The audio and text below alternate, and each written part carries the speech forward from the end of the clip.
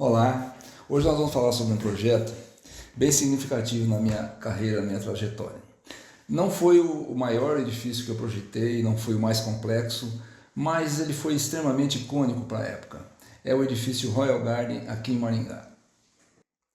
Em 1986, a então construtora Garça convidou eu e um ex-sócio meu, Francisco, para fazermos o estudo de um edifício que eles queriam que fosse o mais icônico, o maior, o mais alto padrão, maior área privativa da cidade. E nós, jovens arquitetos na faixa de 25 anos, 26, um ano e pouco de formado, pegamos essa grande incumbência com bastante entusiasmo. Fizemos os primeiros estudos, levamos para a consultora, foi feito todo o material de vendas para viabilizar o empreendimento. E qual não foi a nossa surpresa que em um fim de semana conseguiram liquidar o edifício. Não tinha mais nada, faltou apartamento, muita gente queria e foram vendidos todas as unidades, faltou apartamento. Foi muito interessante, foi um recorde para a época de reservas, de viabilizar um empreendimento daquele tamanho. São 42 pavimentos, sendo 35 pavimentos tipo, um por andar. A área privativa de cada apartamento era 580, o duplex era maior, e a área total de cada apartamento na faixa de 600 metros, um colosso. Tinham 4 vagas, cada apartamento, vagas grandes, tá?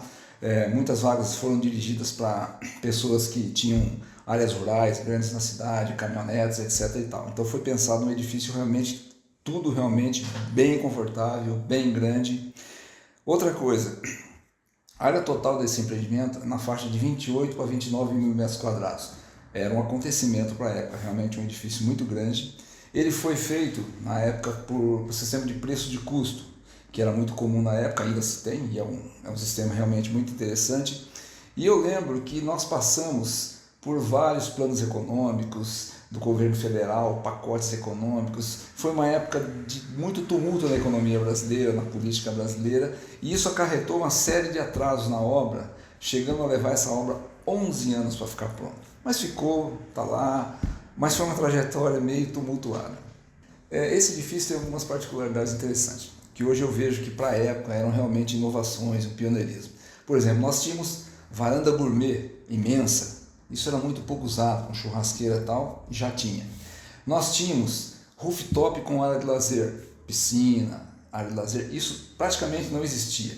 Nós tínhamos um home office, que na época se chamava escritório, nem tinha celular, computador direito, mas tinha. E nós tínhamos também uma piscina por apartamento. Isso daí era uma coisa muito rara, muito difícil, e não era uma jacuzzi na varanda, não. Era uma piscina pequena em cada apartamento. Um por andar, cada apartamento, cada andar tinha uma piscina. Temos também algumas curiosidades e particularidades. Por exemplo, a piscina, nós temos uma piscina por andar e elas foram feitas intercaladas, tá? Nós tínhamos elas intercaladas para que você tivesse uma insolação melhor e com um pilar na área de contato de cada uma. Isso para a época foi um desafio de projeto de estrutura, de execução, escoramento naquela altura, realmente foi um grande desafio de engenharia, mas ficou um efeito bem interessante até hoje, tá? Outra coisa também, uma particularidade que eu acho que eu nunca tive isso em outros projetos e outras obras minhas, nós especificamos um elevador para essa obra, que era um elevador panorâmico que tinha a cabine externa redonda, que era de uma empresa que nem existe mais, e ela tinha o modelo que a gente queria, que a gente usou no projeto. Acontece que a outra empresa de elevador concorrente, foi fazer uma concorrência de preço, ela ofereceu um preço bem melhor, ganhou a concorrência, mas ela não tinha o produto. O que aconteceu? Nós falamos, não, a gente quer o redondo, né? Os arquitetos queremos o redondo, que faz parte do visual, foi vendido assim, a gente quer fazer como está no projeto. Essa empresa, para ficar com o ganho da concorrência, ela fabricou um elevador exclusivo para o edifício Royal Garden. Todo mundo queria participar do empreendimento, ele era realmente muito chamativo para a época. Então as empresas não queriam ficar de fora. A empresa na época fabricou esse elevador redondo e depois inclusive colocou esse elevador na sua grade de vendas, eles tinham esse produto a mais para vender também. É uma coisa bem curiosa que a gente não vê sempre acontecendo por aí, mas é uma curiosidade que houve. Outra coisa também que dado o tamanho do edifício, a enormidade que nós tínhamos, volume de concreto, um dos blocos, que as fundações eram realmente muito pesadas, vocês imaginem 30, 40 pavimentos e de vãos grandes, e um edifício pesado, robusto, você ter tudo isso, e a gente teve um bloco, se não me engano, um bloco embaixo dos elevadores ali panorâmicos, que ele deu acho que 35 metros cúbicos de concreto. Na época eu lembro que a concreteira, quando foi fazer a concretagem, despejou o concreto junto com escamas de gelo. É uma coisa que eu nunca tinha visto. E fizeram isso por quê? Porque durante a cura do concreto ele esquenta. Ele esquenta muito. Se você não tiver um tratamento adequado com a temperatura, pode trincar o miolo do bloco. Uma loucura, gente. Realmente saiu no jornal. Infelizmente eu não sei o que eu fiz com o recorte, mas foi um acontecimento. Saiu reportagem, o jornal veio filmar, fotografar, porque levaram um dia inteiro para concretar aquele bloco. Foi uma operação de logística para a concreteira muito interessante. Isso daí realmente foi um acontecimento também.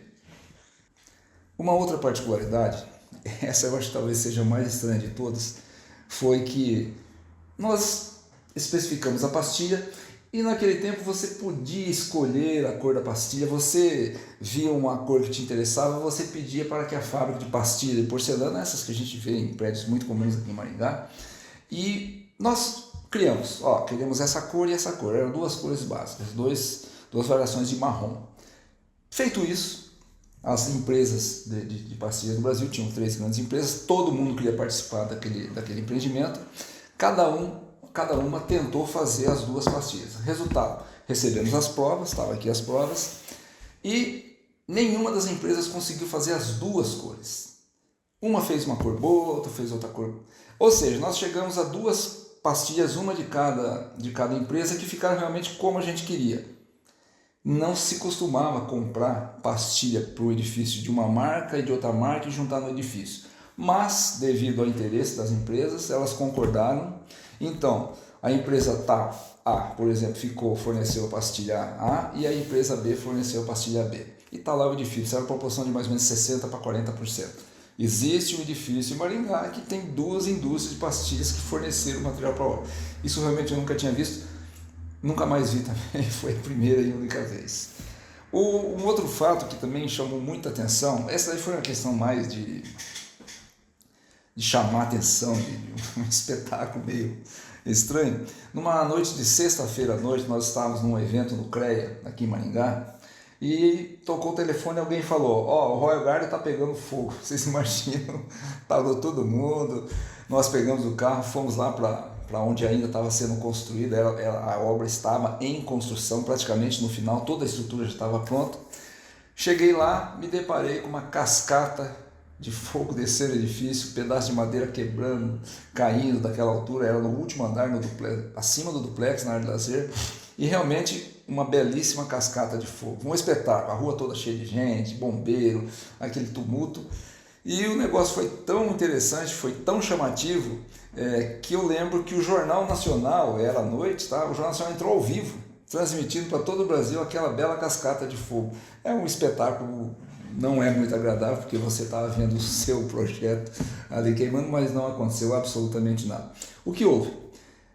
No final do expediente, provavelmente o pessoal lá da carpintaria, lá em cima, no último andar, deixou por alguma coisa, algum pedaço de prego que pegou na serra lá da madeira, caiu no pó de serra, os montes de pó de serra que tinham no chão. Eventualmente ele ficou ali cozinhando, aquele fogo bem fraquinho, e quando eles saíram, ventou à noite, era a cobertura, e provavelmente isso cresceu, virou fogo, pegou em toda a madeiramenta, a base da serra que estava, e isso passou para o resto das escolas que estavam no último pavimento já, e passou para as bandejas de madeira, foi realmente, só tinha madeira praticamente no coroamento do edifício, e desceu pela lateral, que onde tinha mais madeira, desceu toda aquela espetáculo de fumaça, luz. O pessoal diz que algumas pessoas chegaram a enxergar lá quilômetros de distância, viram o que está acontecendo em Maringá, está tendo fogos, alguma coisa assim. Foi realmente um espetáculo, meio estranho, nada agradável, mas deu tudo certo. Não houve nenhum prejuízo para a estrutura. Foram feitos testes depois, isso tudo estava intacto, tanto que depois não teve que ter reforço, reparo absolutamente nada e o edifício foi concluído. Mas foi um acontecimento naquela noite de sexta-feira. Né? Até hoje, o edifício Royal Garden ainda é um ícone na cidade de Maringá, ainda é o prédio mais alto que nós temos na cidade e realmente ele foi um marco na nossa carreira, na minha trajetória, na trajetória do escritório e eu tenho muito carinho por esse projeto, tá? Por várias particularidades, questão de dificuldade da engenharia, de muitas inovações que a gente colocou no edifício, ele realmente, com toda a sua imponência e simplicidade ao mesmo tempo, eu ainda acho ele um edifício praticamente atemporal. Ele conseguiu envelhecer muito bem com o tempo. E guardo esse edifício com muito carinho e estamos falando sobre ele agora nessa nosso evento, os 38 anos do Escritório de Arquitetura Mendes Cardoso. Um abraço.